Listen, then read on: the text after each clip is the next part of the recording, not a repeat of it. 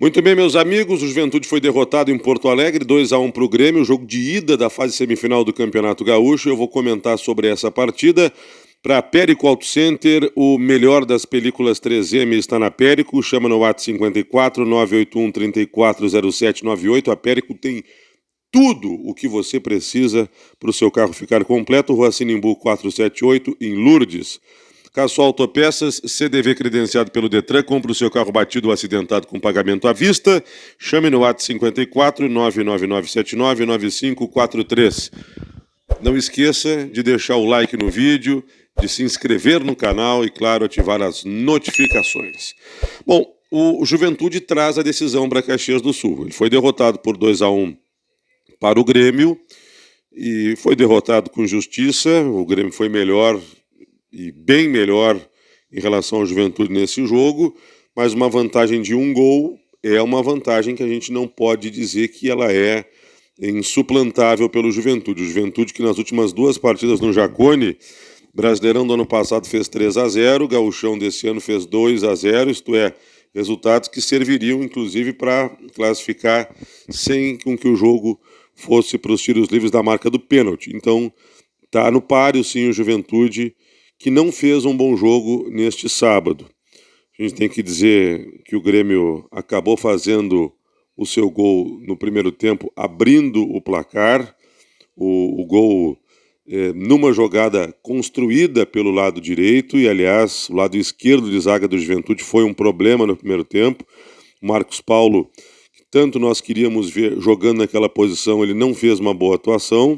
O Grêmio fazia 1-0, o Grêmio que era o time que propunha e que fazia os primeiros 30 minutos de jogo sem uma resistência maior do Juventude, que não se defendia bem e não conseguia atacar, e o Juventude demorou meia hora para entrar no jogo. E quando entrou, primeira jogada do Juventude, bem dizer, de perigo, o Batalha fez o gol de empate, chutando e contando com um desvio na defesa do Grêmio, que impossibilitou o goleiro Thiago Volpe de fazer a defesa. O Juventude terminou o primeiro tempo melhor, depois do gol teve uma outra situação em que o Jean Carlos fez o Volpe fazer uma boa defesa, mas foi isso no primeiro tempo. Para deixar bem claro que tem intercorrências de arbitragem que eu vou falar no final desse comentário. Segundo tempo, o Juventude voltou com o mesmo ímpeto do início do primeiro tempo, quando não estava bem. E aí nós vimos um domínio completo do Grêmio no segundo tempo. O Juventude não teve nada de perigo. E ainda acabou tendo uma infelicidade num erro de passe do Everton no campo de ataque, pegando a defesa do Juventude desarticulada, né, desajustada. O próprio Everton estava fora da posição no lado direito de defesa, já que ele perdeu a bola no ataque. Também não estava o lado esquerdo recomposto, e a jogada terminou no passe do Amuzu para o Christian Oliveira marcar o gol da virada do Grêmio. O Grêmio ainda viria a marcar o seu terceiro gol, mas o gol que foi corretamente anulado pelo árbitro do jogo, o senhor Jonathan Pinheiro. Intercorrências. Primeiro, um lance no primeiro tempo em que o Abner comete um pênalti e a arbitragem não marca. O Abner foi fazer o corte, chutou o jogador do Grêmio e a bola. O árbitro entendeu que não houve a intenção. Para definir a sua opinião, use a mesma análise em relação ao lance do Gilberto no ano passado, que foi tocado pelo goleiro Kaique, que também foi tentar atingir a bola, errou e pegou o jogador do Juventude. Hoje, a diferença é que até o Abner pegou bola e pegou perna do jogador. Acho que é no mínimo discutível o lance, mas o Grêmio reclama muito, com certa razão, de que pelo menos o lance devesse ser revisto, e não foi. A banca que tanto paga no interior parece que dessa vez recebeu.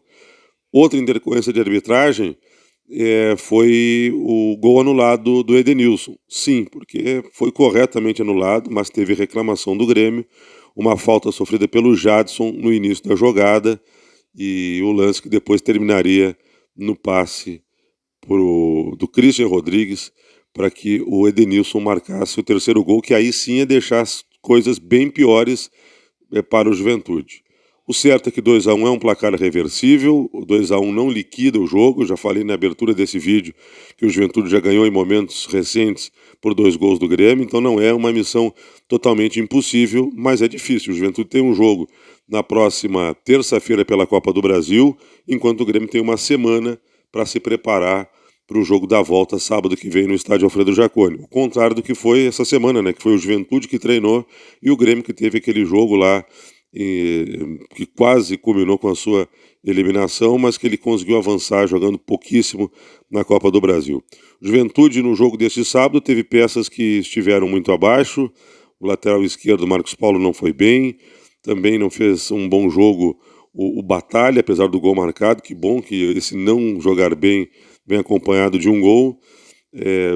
O próprio Jean Carlos não teve uma participação das melhores, e isso que eu estou falando dos que, na minha opinião, menos jogaram, mas também Enio hoje não teve a participação que se imaginava, mesmo para o Eric. Enfim, o Juventude teve dificuldades. Não creio que vai individualmente ser tão fraco no jogo do Jaconi quanto foi no da Arena. Menos mal que a atuação abaixo do Juventude aconteça justamente numa partida em que perde por um gol e que não fica com a decisão inviável. Tem desvantagem sim, mas nada está perdido.